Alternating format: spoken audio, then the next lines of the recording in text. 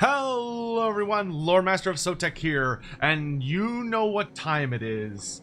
I will be your guide as we journey around the Warhammer world to check out all of the new landmarks and a brand new province that are coming to the game. I've been really excited to show this off because there's actually quite a few cool things that have been added around. So why don't we start by going to the brand new province. Now, of course, I'm not allowed to play as Sail, but I can show you where this our new big bad starts. So there is a new province you can see here at the top of the world, just north of the Great Bastion of Grand Cathay. This is made up of four provinces, or four regions rather, where you have the Dark Tower being the major settlement, where Sail the Faithless starts off.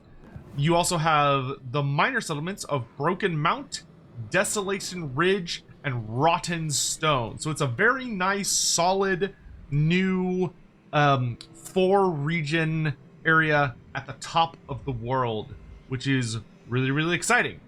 But we're here to check out landmarks. So why don't we turn our attention up to Norsca itself, where there is a ton of new goodies to be found. Now, you may notice that as we're playing as Norsca with Wulfrik the Wanderer here, we do have all these various symbols showing up in various places. We'll talk more about that in a Wulfrik dedicated stream, where we'll talk about like how you can sail Seafang to any port, and you also have like these Norscan regions, which allow you to do some cool stuff as Norscans. But we're here for landmarks. So there are quite a few that we're going to be exploring. Now, granted, my memory's a little fuzzy. At the best of times, so I may go over one or two that are already in the live build, but most of the ones I'm showing I know are going to be new. First up, in Krakadrak, we have the Tomb of Valmir. So this says, from the mountain's dark depths, ghostly echoes of Valmir Isling's gloating taunt still shame the Norse dwarfs whose ancestors were left for slaughter.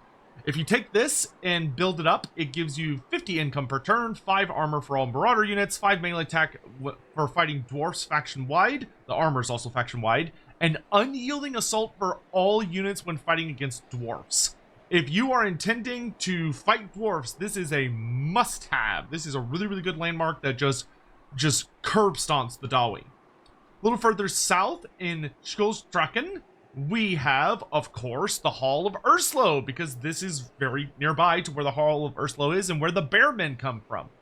So this says, as it was for the Bearmen who raided far and wide, the Hall of Urslo hosts the blood oaths and boasts of plunder to foreshadow other bloodthirsty forays.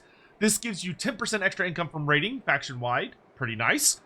5% upkeep production for all Marauder units, great. 10% recruitment cost for Marauder units, great. Because that includes your Marauder champions and such as well.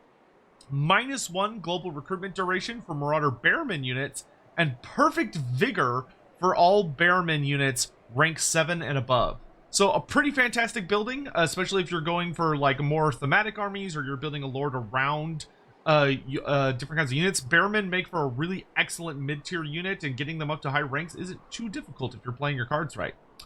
Further south, we have more tombs to explore. Next up is the Shrine of Azavar Kul. So this says, upon these frigid moors is built a shrine to the Great Kurgan, one of the greatest champions of chaos to ever march from the north. And this gives you 300 gold per turn and -20% construction costs for all buildings faction-wide, which is pretty damn good. And then, I believe, last but not least, we have Mortkin's Rest, where, of course, Lord Mortkin had his famous last stand where he died after achieving victory, which says, relinquishing Chaos's gifts to die as a mortal, Lord Mortkin retains remnants of the embittered god's power and the dimmed aura of his relics. This gives you a 15% chance to receive a random magic item every turn, which is great. +3 Corn Corruption in the area, because he was a pretty cornate-coated character. And you also get Frenzy for all units in the settlement garrison. So it makes it much easier to defend, because the people there are willing to fight to the bitter end. But of course, you have seen over in Here we have Wulfrik's new start location, where the biggest thing is that you just have much easier access now to the Lost Ericsson's Hall, which I'm going to go over just because I don't remember it having 2 ranks, but we'll double check it here.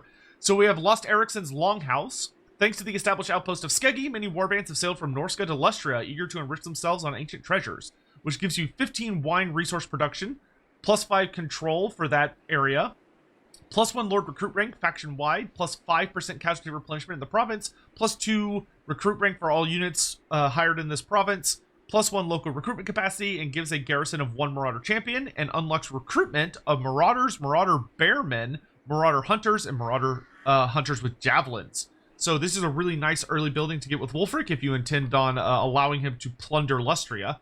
But you can also upgrade the building, which then takes you to Lost Ericsson's Great Hall. Skeggi's original founder named it for his daughter, constructing this magnificent hall at the start of his 2nd Lustrian expedition. So this basically just increases all of the numbers. So you get like plus 2 Lord Recruit rank, plus 10 control, 30 barrels of wine, etc., etc. The garrison goes up to 2 Marauder champions, and in addition to all of the units previous, it unlocks the recruitment of, it also gives you access to Marauder Berserkers and Marauder Champions, which is excellent for a tier 3 building, especially on top of all these other units. Then we have Lost Ericsson's Hoard. Many a Norse explorer's spoils made their way into Lost Ericsson's personal collection. Some believe his gem and barnacle-covered corpse will be uncovered any day now, which gives you 400 gold per turn, which is quite excellent for Norsca. 60 golden idol chests per turn, and a income increase from trade tariffs of 5% for those factions you might ally with, because the Dark Elves can actually make some pretty good early allies. Now, I believe that is all of the new starting landmarks for Norsca. I'm going to do a quick double check, and then if not, we'll hop on to the next faction, or I'll be back with some more Norsca in just a moment. Alright, welcome back. So now that we finished with Norsca, we're going to be delving in full with the High Elves, where there is a ton to show off. Because frankly, as far as I can tell, the High Elves seem to have made out the absolute best, in my opinion. Like, Norsca got some really, really cool shit, but the High Elves got some crazy stuff. So we're going to start with one old building that's been updated a fair bit. We have the Court of the Phoenix King. So this is an old building, but as you can see, it has been influenced or upgraded quite a bit. It now gives 25 influence per turn, minus 10% influence cost for intricate court actions. It lowers the influence cost for take patronage and increase standing, which is a new system you have through the patrons of Ulthuan, which we'll talk more about in a separate video about Tyrion's campaign. It also reduces the influence cost for the Champion of Ulthuan actions, which is a unique mechanic just to Tyrion. So Lothern is, like, the Court of the Phoenix King is a must for most High Elf campaigns, but for Tyrion in particular, it is really impressive. Another one is a building is actually gone and has been replaced, which is that in Tor Yivris, the Amphitheater of Yivris is gone and has been replaced by the Warden's Tower, which says, high above the battlements of Yivris, the Warden's Tower stretches to pierce the sky. Within thrums the Watchstone of Tor Yivris, which can becalm the winds in times of need. So it still gives you the 2 Silverhelm garrison, though it's a tier 5 building now. It also gives 10 control, 10 leadership to all armies when defending the Tor Yivris region, and it also gives you the Invocation of Ending, which is a unique army ability that you use on a unit, and it causes all of their cooldowns to be increased by 30 seconds. But it causes a big kaboom that hurts enemies, basically. So it messes with enemies and causes all of their cooldowns to be increased by 30 seconds. So if it's like a wizard or a creature, anything that they're doing is going to take longer, which is really, really good. And then prepare yourselves for a journey. Next off, we're off to Arnheim, which is actually a High Elven colony that the Dark Elves, of course, at the start of Total War have taken over.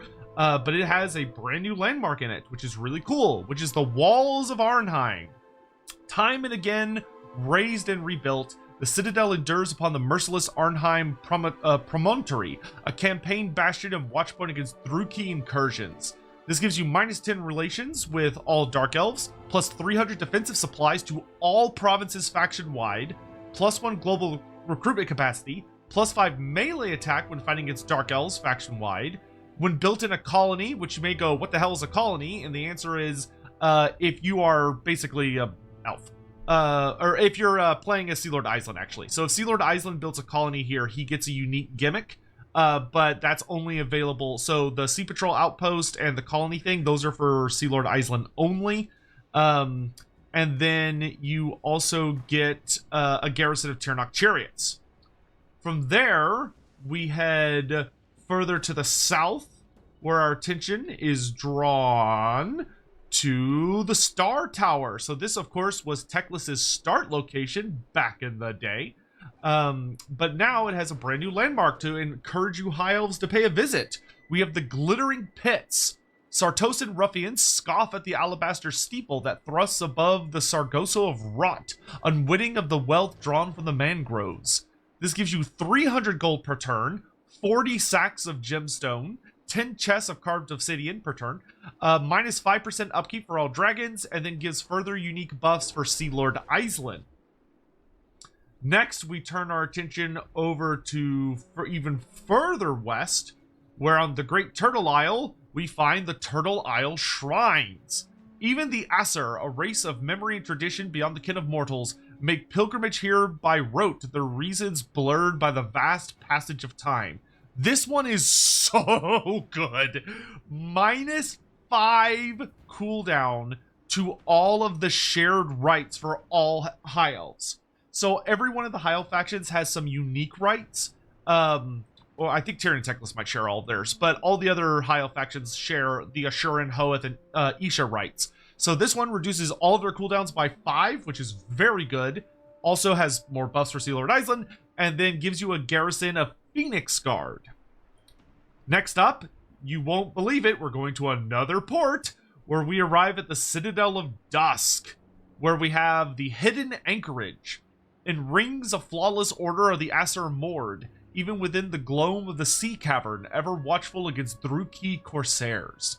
This gives you 10% extra campaign movement speed while at sea for all armies, +1 global recruitment capacity, has a garrison of 2 Lothar Seaguard with shields, and then has unique buffs for Sea Lord Island. Next up, if we go across the way, of course, Teclis, we've got the new Fortress of Dawn, so Teclis has access to a new landmark as well, which is the Great Waystone. Marble needles encircle a colossal waystone, its ceaseless throb of latent power older than the Aesir who now guard it. Chance of Winds of Magic increasing in strength when changing. Faction-wide goes up 10%. Awesome for Teclis. Also, Winds of Magic Power Reserve +5 per turn. Incredible for Teclis, but good for all High Elf armies.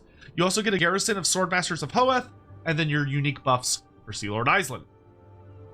From there, we turn our attention further across the sea to carry on with our little ports, to where Sea Lord Island, of course, begins his campaign in the Eastern Isles, where he has 3 new landmarks immediately available to him. We have the rebuilt Citadel. From the ramparts of charnel ruin, Aesir eyes behold not wrath at its doom, but a mysterious certainty that stewardship of this bulwark is sacred. This gives you Unbreakable in all siege battles against Dark Elves, faction-wide, which is so thematic and so goddamn cool. Also, this is very appropriate, because for anyone that doesn't know, Tor Elisor was actually destroyed, I believe by Lokir Felhard himself, but the Dark Elves destroyed it fairly recently in the timeline.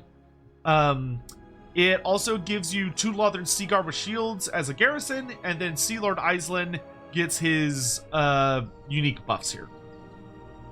Next up, we have the Tower of the Sun, where awaiting you is the Pilgrimage Grounds. In reverence, a flight of moon dragons shadows the elite hosts of Avalorn, forming the Everqueen's retinue on her 10-year pilgrimage. This gives you +1 recruitment rank for dragon units faction-wide, -1 global recruitment duration, so you get dragons faster, but for moon dragons only.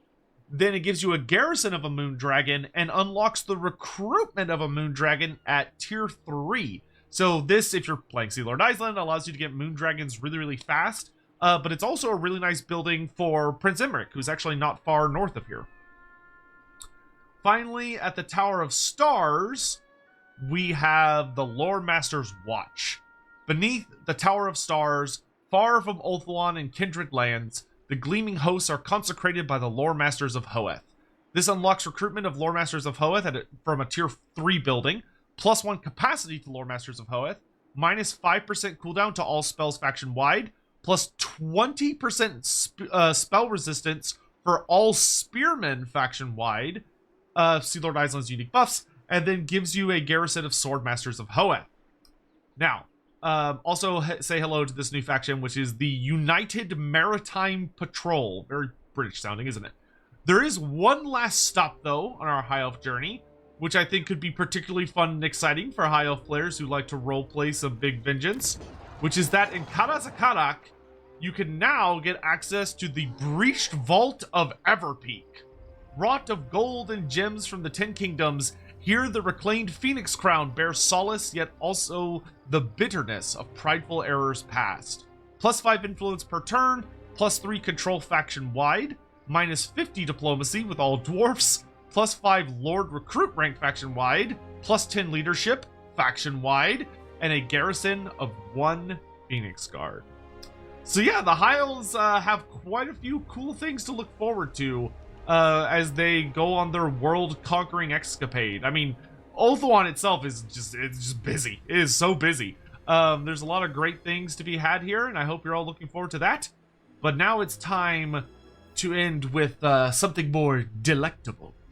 The High Elves almost snuck one past me. I forgot in Grunty Mingol, which this will be very useful for if you're playing as good old Eltharion the Grim.